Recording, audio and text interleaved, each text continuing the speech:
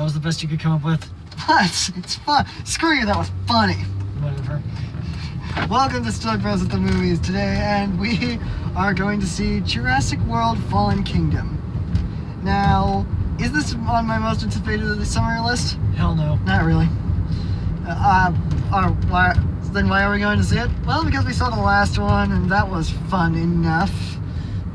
Let's face it, we're not in the same attitude. We don't have the same attitude we had had 3 years ago when we were walking out of the first one. Yeah, the first one is okay.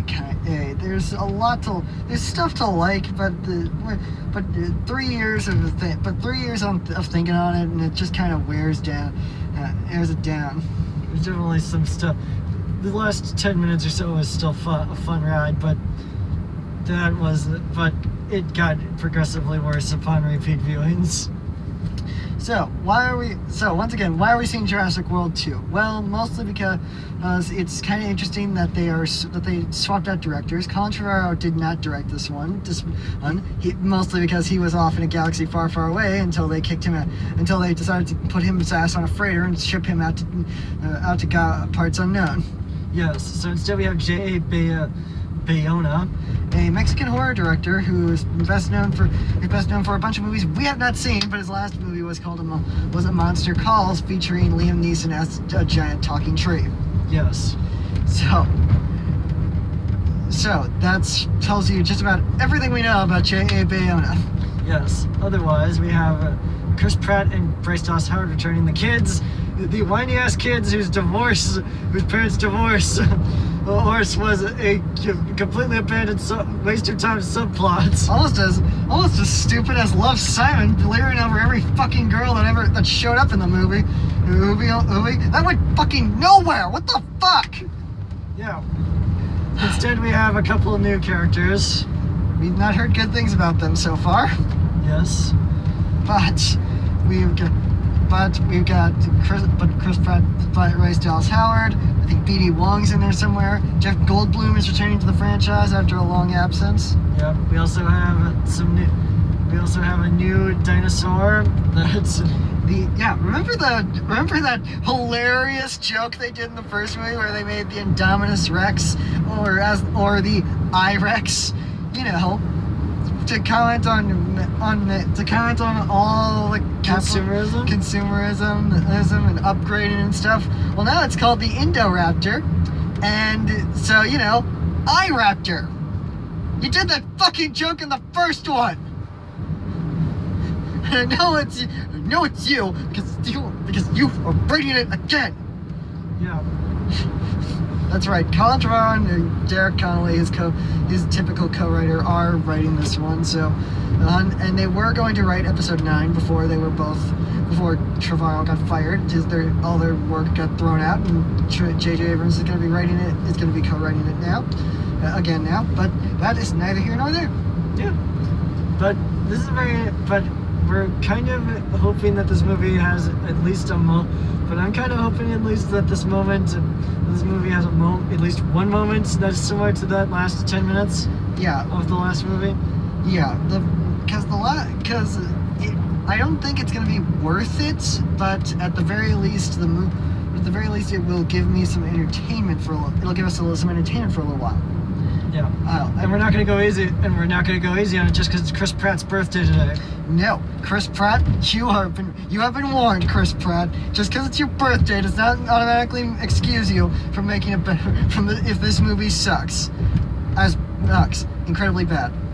Yes. I'm sure it's watchably hawkish. We'll see. Anyway, anything else? I got nothing to say. Okay, we will see you guys after the jump. So, Jurassic World Fallen Kingdom. Yeah.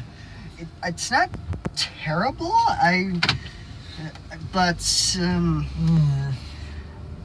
It's kind of middle. It's not even really middle of the road, but it just kind of leaves you kind of empty.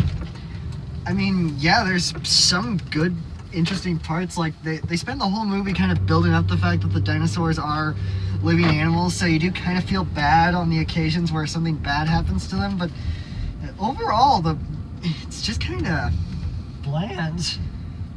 I mean, so let's talk about it.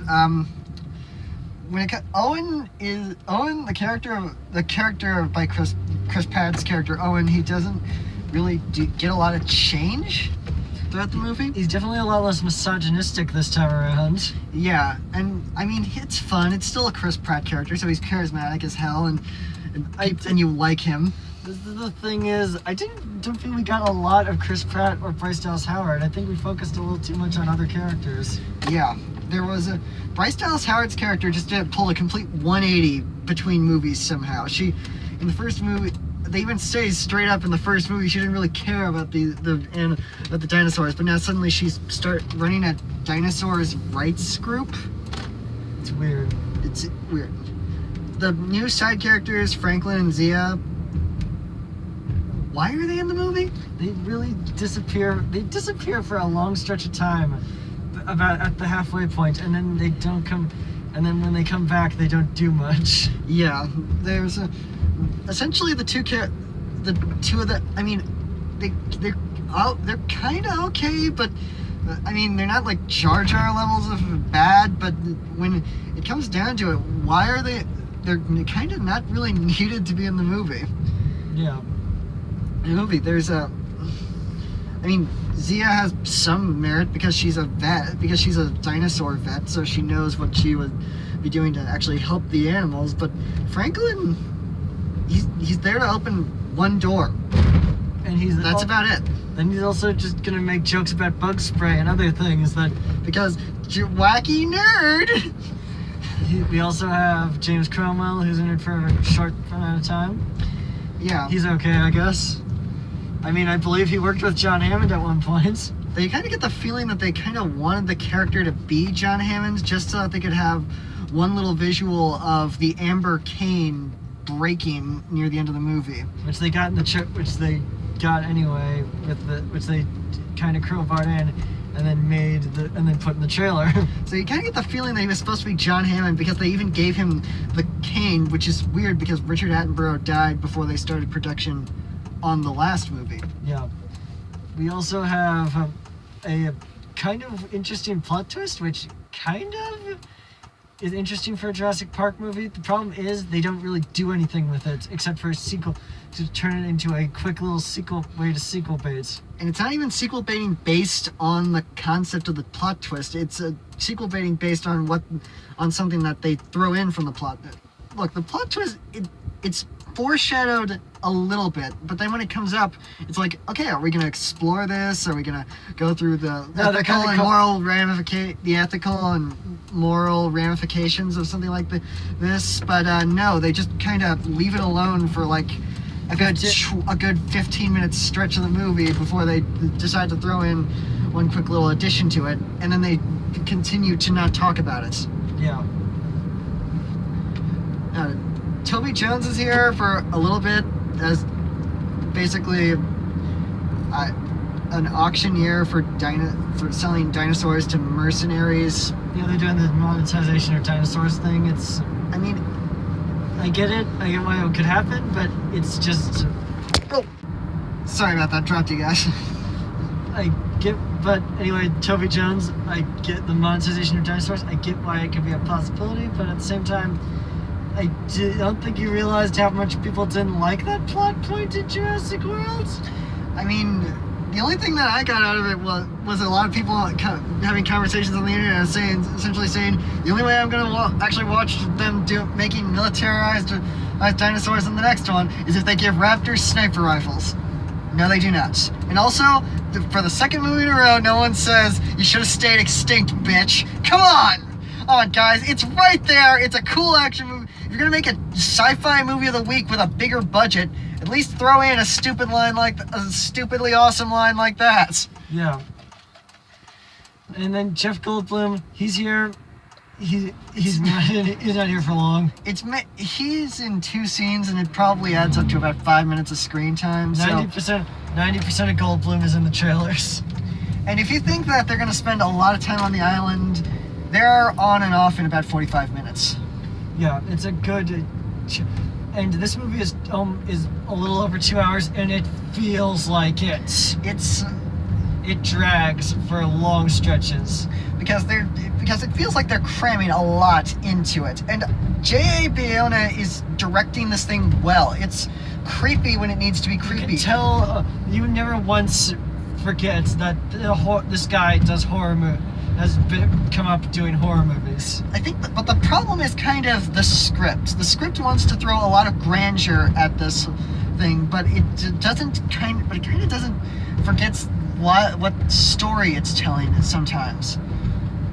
And once again, the biggest thing is kind of in certain aspects of it. Like we kind of get the whole story built up, things built up, but then it just kind of washes away. Like the aforementioned plot twist, which I'm sorry to harp on it, but it's kind of weird that they decided to bring this in so late in the movie and then not do anything with it until like a quick little thing, and then you forget about it again. This is an interesting plot twist to a Jurassic Park canon, and it's kind of thrown away. We have some more animatronics this time around. Some animatronics and puppetry, which are extensive and better than last time, where we only had one scene with an animatronic. In this particular scene, we have an extended sequence with an animatronic Blue, which is a very good animatronic. We have also some puppetry and animatronics for the eye raptor. The Indoraptor. Yeah. Which that went nowhere. That fucking went nowhere. No, it didn't. I mean, at least with the Indominus Rex, it had all these. It was in for most of the movie. It was in for most of the movie. It had all this build up to it. It had all these interesting little things about it. But the iRaptor, it's just a big fucking raptor. It's like a raptor, or like half between the Indominus Rex and a regular raptor. We got Michael Giacchino's score is good again, because let's face it, if anyone can do the work of John Williams, it's it's him, because he's done this, because he did it for Jurassic World, he did it for Star Wars Rogue One. Now he's doing it for this again. So yeah, he can match up with John Williams pretty well. I mean, once again, this is not a badly directed movie. Somewhere in there's a good movie waiting to get out. If it had just maybe picked a story and stuck to it, or streamlined this thing, or found a way to streamline this to make it move better. I mean, I don't know if I hate this movie. No. I don't think I'm gonna go into it thinking little thing. I mean, pretty much we've been thinking all the stuff out as it's been going on, but I don't think I hate it. I don't absolutely think I hate it.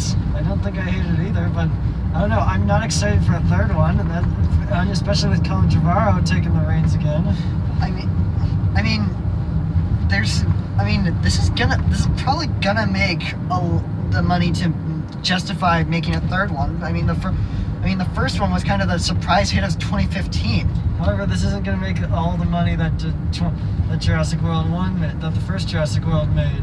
Yeah, the first Jurassic World was basically a fun B movie. Turn your brain off, forget the rest of the Jurassic Park canon as much as you can, unless you want to look at all the nostalgia goggles and look through nostalgia goggles and everything, and you'll be happy and you'll be fine with it. But this one, it's a very long sit, and while it did kill time and it was not a horrible sit through, you do feel almost every minute of that 2+ hours. It might be something worth checking out when it eventually airs on cable, be it TBS or any other place that is going to be airing it. I don't know what places are going to be airing this when it finally comes out. Yeah. But yeah, it's not horrible, but it's far from great. Yeah. So, anyway, I think that's it for right now. Yeah, I think we got all we said all we need to say. Okay. So be sure to like this video, favorite it, and subscribe to this channel, and don't forget to tune in next time when...